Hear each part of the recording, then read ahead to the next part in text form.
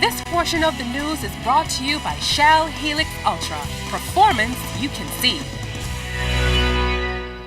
Welcome back to the Bahamas Tonight Weekend. From Labor, Bahamas Public Services Union President John Pinder giving an update on the mold situation at the Prime Minister's office. He says the union made a verbal agreement with the Ministry of Finance to remove staff from the areas affected by the mold.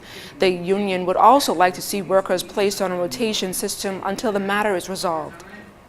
The biggest problem is now the guys that is actually doing the work in there, cleaning the docks and removing the molds, is doing that while the staff is present.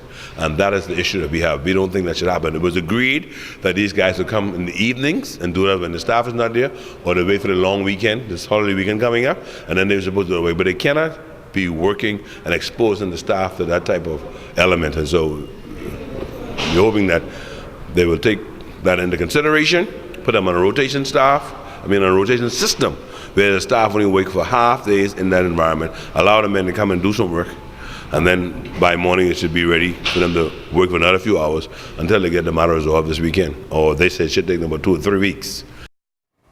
A high-level government delegation in Brazil this weekend to attend the Intermodal South America Conference, considered the second largest exhibition in the world for logistics, cargo transport, and international trade globally. The Bahamian delegation includes Financial Services Minister Ryan Pinder, Minister for Grand Bahama Dr. Michael Darville, as well as key industry executives of the Hutchinson Group, the Grand Bahama Shipyard, V-Trade, and others.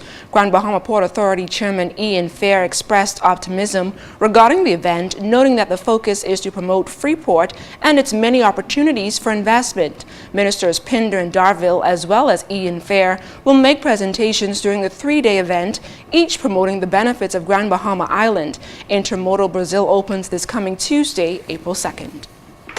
A graduating senior majoring in economics and finance at the College of the Bahamas lands international acclaim for conducting a comprehensive economic survey in the Bahamas.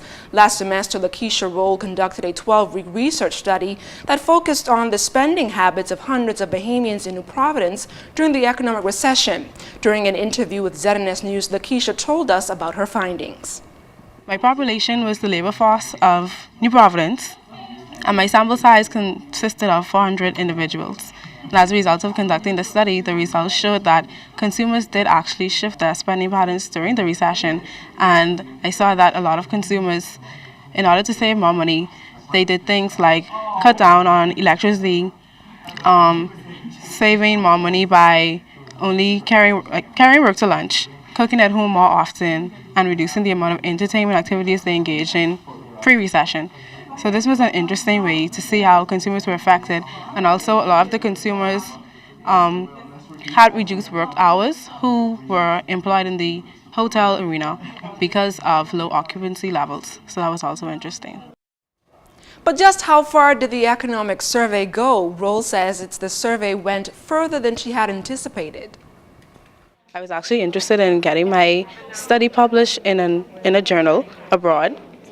My study was actually selected to be featured in the Edinburgh Napier Journal of Finance and Economics, and it was also featured as the opening article for its edition in January. And that does it for this portion of the news, but don't go anywhere. Sports is up next with Julian Gibson.